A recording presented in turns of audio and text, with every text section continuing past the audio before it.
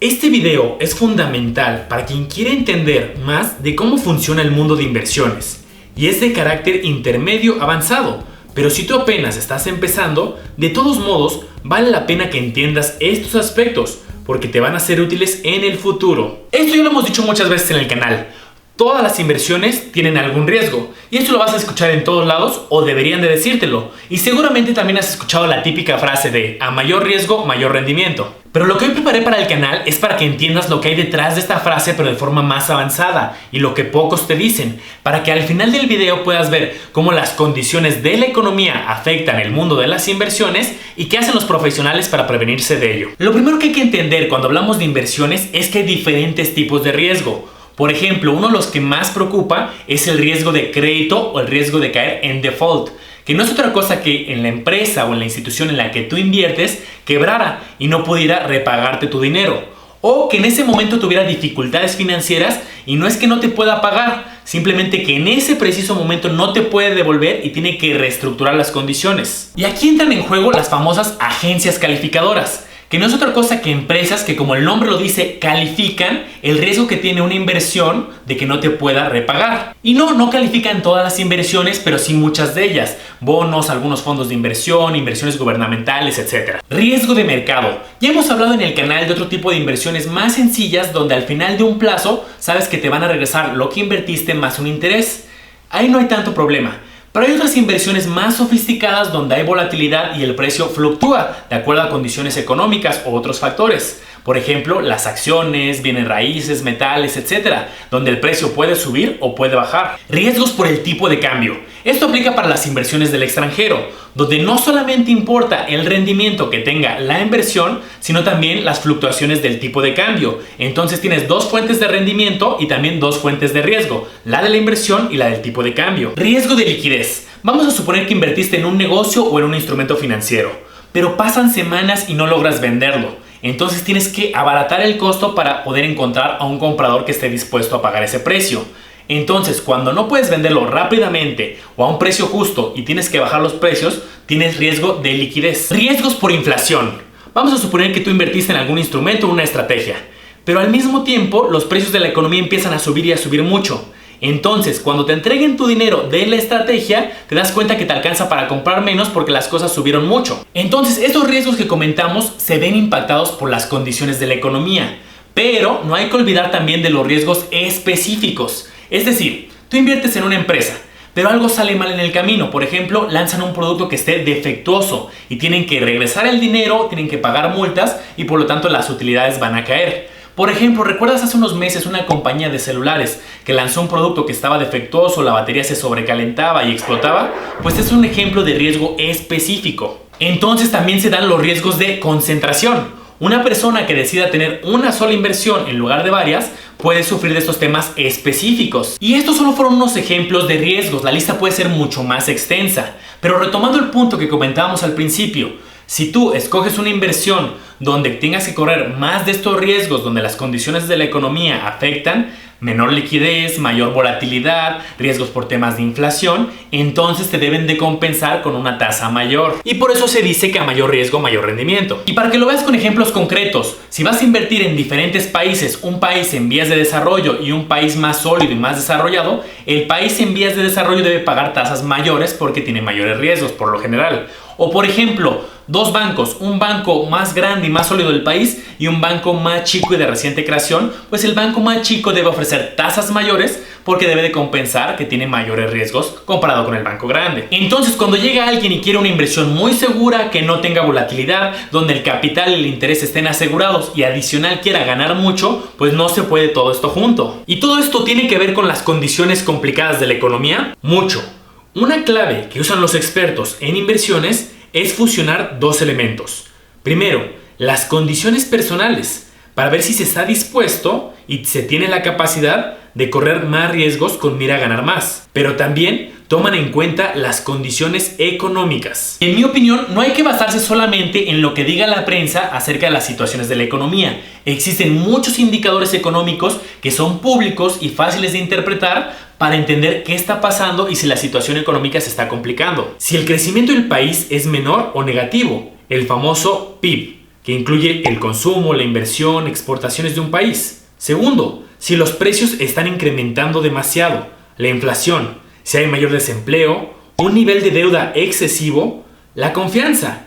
Existen indicadores como la confianza del consumidor o productor que justo hacen encuestas para saber si las familias y las empresas tienen confianza a futuro. Y esto va a impactar sin duda en qué tanto van a gastar e invertir en el país. Pero independientemente de las condiciones de la economía, lo bueno en finanzas es que no tienes que escoger todas las inversiones de bajo riesgo o todas las inversiones de muy alto riesgo. Se pueden escoger proporciones adecuadas de acuerdo a tus características. Por ejemplo, alguien podría escoger un 60% de sus inversiones de bajo riesgo y otro 40% de sus inversiones con mayor riesgo. Y ahorita hablamos más de qué es bajo y qué es alto riesgo. Pero entonces, si las condiciones de la economía se complican, le va a impactar principalmente al 40% de sus inversiones. Y aquí hay diferentes estrategias. Una de ellas es ser muy disciplinado y apegarse a las proporciones que hayas escogido. En este ejemplo, 60-40. Siempre va a haber momentos de la economía en que las cosas vayan bien y otras no tanto. Pero sobre todo cuando hablamos de inversiones de muchos años, de muy largo plazo, suelen tener buenos resultados. Además, si las circunstancias personales cambian, siempre puedes modificar esta proporción de 60-40, no tiene que ser forzosamente así toda la vida. Otra estrategia sería hacer pequeñas modificaciones en las proporciones. Por ejemplo, de este 60-40 que estaba de forma inicial, si alguien se anticipa a las condiciones de la economía, podría modificarlo a lo mejor un 70-30. Un 70% inversiones conservadoras y un 30% inversiones más agresivas. Pero importante, estoy hablando de anticiparse a las condiciones de la economía. Porque un error muy común en finanzas son las ventas por emociones, las ventas de pánico. Sobre todo cuando las condiciones de la economía se ponen difíciles y supongamos la estrategia o la inversión está en un precio muy bajo por las mismas condiciones y por pánico se vende y se vende en un mal momento, entonces las circunstancias no van a ser las mejores. Ahora sí, ya que entendimos todo lo anterior, podemos entrar a ver los elementos críticos en época de crisis. Una pregunta natural que podría surgir es si a pesar de que haya momentos complicados en la economía, es buen momento para invertir o mejor no. Bueno, la realidad es que los precios de las cosas van a seguir subiendo, la famosa inflación. Entonces, si alguien decide no invertir, el dinero de esta persona va a perder valor en el tiempo. Segundo, diferentes inversiones van a reaccionar de forma muy distinta ante un escenario de complicaciones económicas. Incluso puede haber inversiones que lo hagan bien. Vamos a poner un ejemplo. Supongamos que el problema principal es que la inflación se esté yendo muy para arriba, es decir, los precios están subiendo muy rápido. Entonces, la pregunta aquí natural sería, ¿qué inversiones y qué estrategias lo hacen bien bajo este escenario? Por ejemplo, hay ciertas inversiones que a mayor inflación pagan un mayor interés. O hay otros instrumentos que también lo hacen bien, por ejemplo, bienes raíces. Tercero, los instrumentos más riesgosos son los que suelen tener mayor impacto. Por ejemplo, acciones de la bolsa. Pero ojo, no todas. Incluso en épocas complicadas de la economía hay empresas que siguen vendiendo bien, siguen teniendo buenas utilidades y por lo tanto el precio de su acción no sufre tanto como otras. Cuarto, algunas inversiones en estos momentos de situación complicada de la economía suelen pagar una tasa mayor y te lo voy a explicar con un ejemplo. Vamos a suponer que tenemos dos inversiones, una gubernamental y una de una empresa pequeña. Las dos con características muy similares y las dos son a un año. ¿Cuál escogerías? Bueno, dado que tienen características similares y tienen la misma tasa, la mayoría escogería la inversión gubernamental. ¿Por qué? Porque la empresa pequeña es más probable que quiebre comparado con que quiebre un gobierno. Entonces, lo que dice la lógica que ya revisamos es que la empresa pequeña debería de pagar una tasa mayor.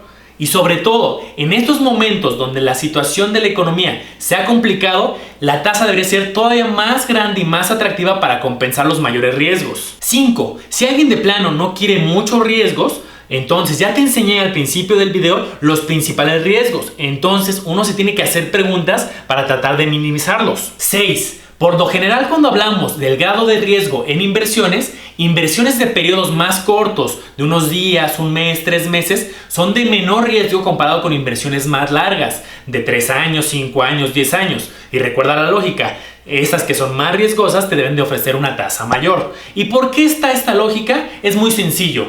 Porque en un mes es muy difícil que las circunstancias de la economía cambien drásticamente. A diferencia, por ejemplo, de una inversión de 5 años, es difícil predecir lo que va a pasar en el camino y por eso hay mayores riesgos. 7. Si las condiciones de la economía se han deteriorado mucho y se quieren minimizar los riesgos, entonces habría que buscar inversiones donde la probabilidad de que no te paguen sea muy baja, es decir, buscar empresas muy estables, un banco muy sólido, y también se dice por lo general que los gobiernos son inversiones muy conservadoras. ¿Por qué? Porque los gobiernos tienen ingresos muy estables. A diferencia de una empresa que depende de las ventas para tener utilidades, un gobierno tiene ingresos estables por tus impuestos. Y claro, también hay inversiones gubernamentales a otras. Por eso vas a encontrar algunas que pagan desde un 2% y otras que pagan un 50-70% más. Todo depende de las circunstancias de la economía y por eso también deben de compensar el riesgo. Ojo, esto no quiere decir que un gobierno sea imposible que no pueda repagar,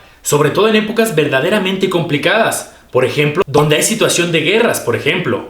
Hay un estudio interesante que realizaron investigadores de la Universidad de Harvard, donde elaboraron un ranking de países que han tenido que renegociar el pago de su deuda en 200 años de historia.